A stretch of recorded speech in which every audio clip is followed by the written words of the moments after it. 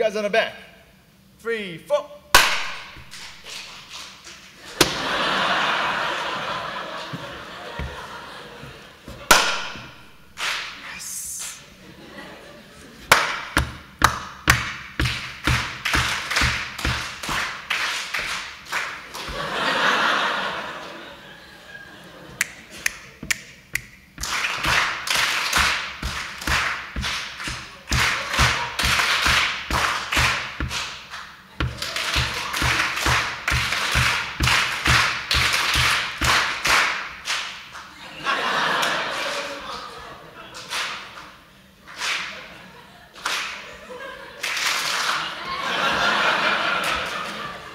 Hey!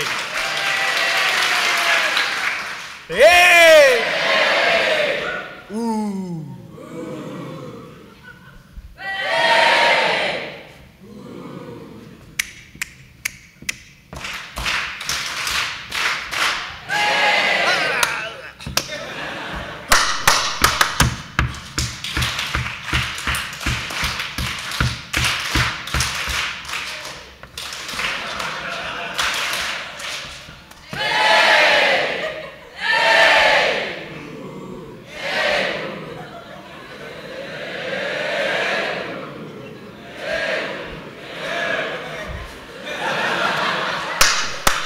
Thank you very much.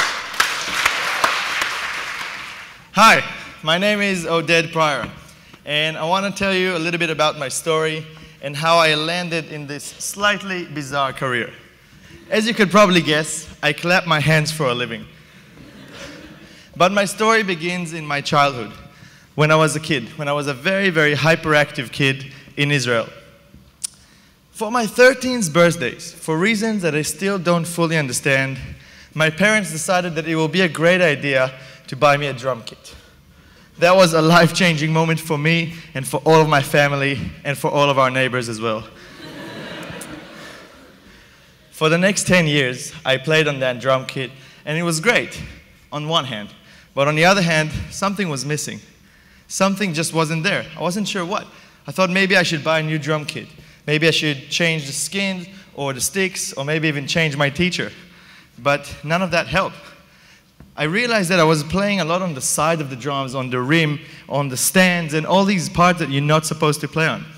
And I also felt this urge inside me to jump up in the air and scream and dance while I'm drumming. I realized that this whole sitting down thing, that's not for me. So I started incorporating kitchen utensils, like pots and pans and buckets and tins and just random objects. I moved all the drums to the side of the room, and I spread all these instruments on the floor and just drummed everywhere. My dad walks in the room and he says, "What are you doing?" I said, "These are my new drums now."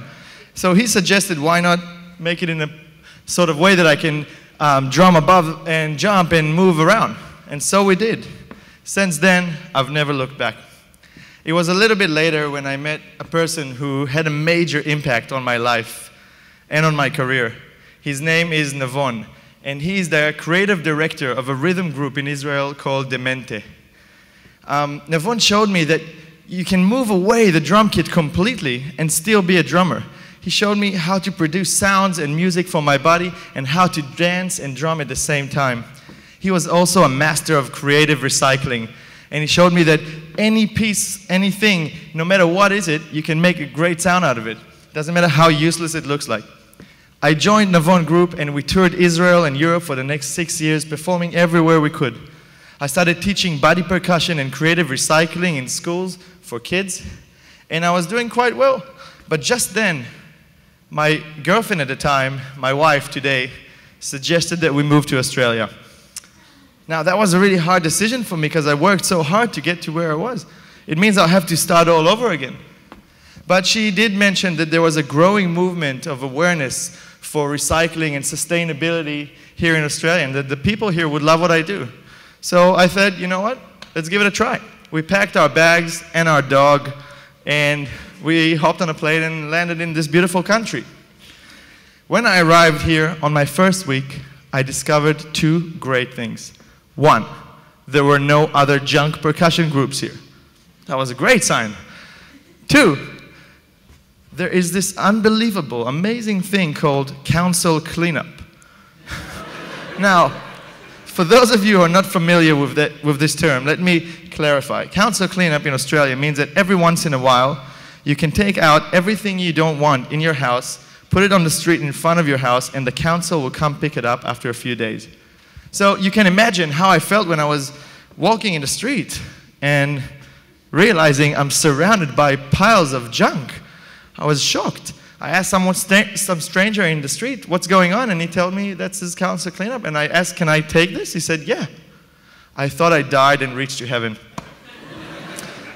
I bought a van and started driving in the streets of Sydney, collecting many, many different items. And very soon I was in my happy place, in my backyard, surrounded by hundreds of different items. I divided them to groups based on their sound. I started cutting them and putting them together, drilling and welding and cable tying these things, creating bizarre instruments. I took them down to the streets of Sydney and started performing in front of everybody who would listen. While I was doing so, I also enrolled into a music business course in TAFE so I can have a better understanding of the industry. And I also auditioned local drummers and dancers. I had the vision of creating a group similar to the one I had in Israel. So here I am today, 2 years later, and I'm very thrilled to tell you that we now have a thriving family under the name of Junkyard Beats. We've been performing all over Australia in events, in festivals. We're teaching workshops for kids in schools. We're running programs with communities. And to be honest, for me, this is a dream come true. Today, we're giving you a little taste of the Junkyard Beats world. We took our 1-hour show and we compressed it into 6 minutes of extremely high energy routines that will showcase most of our instruments. I really hope you like it and I hope you find it inspiring. I'm encouraging you guys to try this at home and I hope you will never look at your household items in the same way after seeing this show. Ladies and gentlemen, thank you very much for your time. I present to you Junkyard Beats.